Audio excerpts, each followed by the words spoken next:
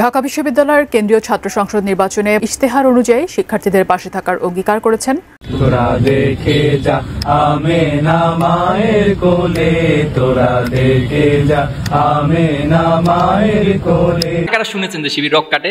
সেখানে প্রায় 60% শিক্ষার্থীরা হাত তুলছে। আমি শুনেছি শিবির রক কাটে। এই বাংলাদেশে একই ধারার রাজনীতি দেখতে দেখতে দেশের সাধারণ মানুষ থেকে শুরু করে শিক্ষার্থীরা এই দেশের রাজনীতি পরিবর্তন চায়। তাই তো এই ডাকসু নির্বাচনে বিপুল ভোটে জয়লাভ করেন ছাত্র শিবিরের যোগদান করে এই সাদিক কায়েমরা। এই বাংলাদেশে যে ছাত্র শিবিরের একটি সময় কোনো অস্তিত্ব ছিল না, সেই ছাত্র শিবিররা ক্ষমতাচ্যুত শেখ হাসিনাকে দেশ ছাড়তে বাধ্য করেছে। এই ছাত্র শিবিরের বিশেষ একটি ভূমিকা রয়েছে শেখ হাসিনাকে পতন করার ক্ষেত্রে। আপনি আরও অবাক হবেন যে এই সাদিক কায়েম, যে বর্তমান ঢাকা বিশ্ববিদ্যালয়ে ভিপি প্রার্থী হয়ে শিক্ষার্থীদের বিপুল ভোটে জিতে এই বিশ্বকে তাক লাগিয়ে দিয়েছে। গত 51 বছরে যেটা করতে পারেনি বিএনপি ও আওয়ামী লীগ, সেটা 1 বছরে করে দেখিয়েছে এই ছাত্র শিবির। ছাত্র শিবিরের মেন উদ্দেশ্য হল আল্লাহর সন্তুষ্টের জন্য কাজ করা। এই পৃথিবীতে আপনি আমি সবাই এসেছি, কিন্তু একদিন চলেও যেতে হবে। কিন্তু এই পৃথিবীতে এতদিন থেকে ওই অন্ধকার কবরের জন্য নিজেকে কেমন ভাবে তৈরি করেছেন, একটিবার কি চিন্তা করে দেখেছেন? মনে রাখবেন, এই পৃথিবীতে কেউ সারা জীবন বেঁচে থাকার জন্য আসেনি। এমন আমল নামা নিয়ে কেউ আসেনি, আর আসবেও না। জন্ম যেহেতু হয়েছে, মৃত্যু স্বাদ আপনাকে গ্রহণ করতে হবে, এটাই স্বাভাবিক। কিন্তু এই দেশের যে রাজনীতির প্রেক্ষাপট, তাতে করে এই দেশে এমন একজন সরকার প্রধান দরকার যাদেরকে বিশ্বাস করা যায়। তার মধ্যে বাংলাদেশের যত বড় রাজনৈতিক দলগুলো রয়েছে, তাদের মধ্যে অন্যতম দল রয়েছে এই বাংলাদেশ জামাতে ইসলামী দল।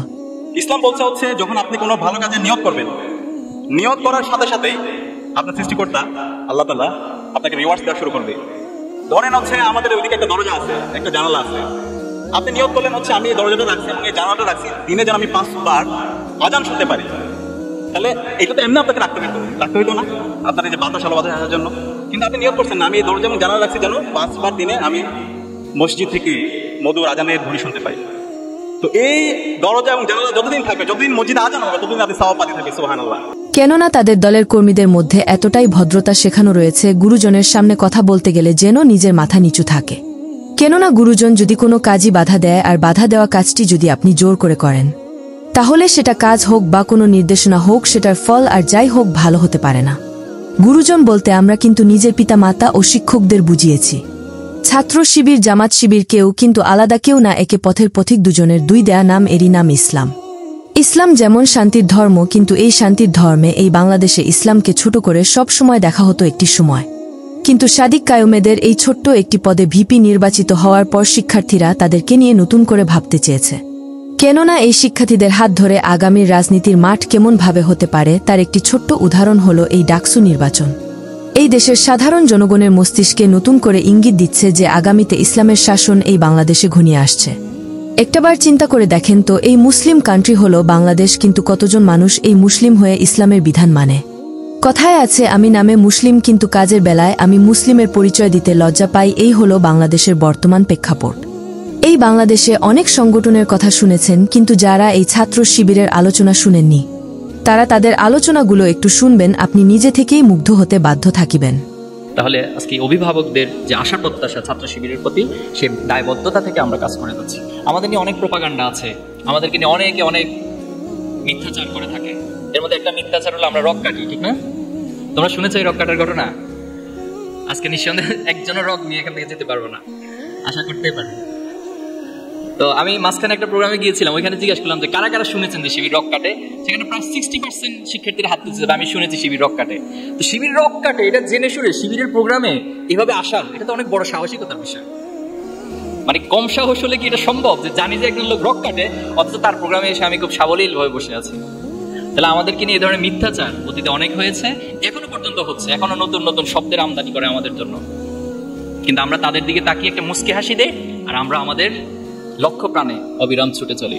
নারী শিক্ষার্থীদের বিষয়ে আমাদের বিষয়ে প্রোপাগান্ডা হয়, আমরা নাকি তাদের প্রতি বিদ্বেষ পোষণ করি।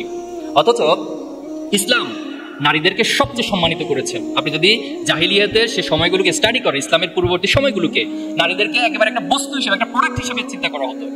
শুধু তাই নয়, কোনো অভিভাবক, কোনো পিতামাতার ঘরে নারী সন্তান জন্ম নেওয়া মানে এটা তার জন্য লজ্জাকর একটা বিষয় ছিল, এবং জীবন্ত সেই নারী সন্তানদেরকে কবর দেওয়া হতো।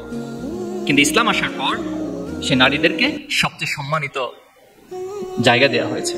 এই সাদিক কায়েমরা একদিনে এই পদে আসেনি, তাদের এই পদে আসতে কতটা না কষ্ট ছিল তা বলার বাইরে।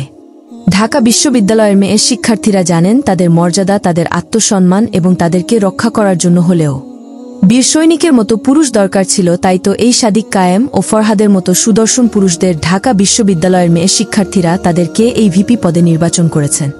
আপনি কি জানেন এই ডাকসু নির্বাচনে সাদিক কায়েমদেরকে বিপুল ভোট দিয়ে এগিয়ে নিয়েছেন মেয়ে শিক্ষার্থীরা? কেননা সাদিক কায়েমদের ব্যবহার এতটাই জনপ্রিয় হয়ে উঠেছে এই ঢাকা বিশ্ববিদ্যালয়ে, তা এভাবে বলে শেষ করা যাবে না।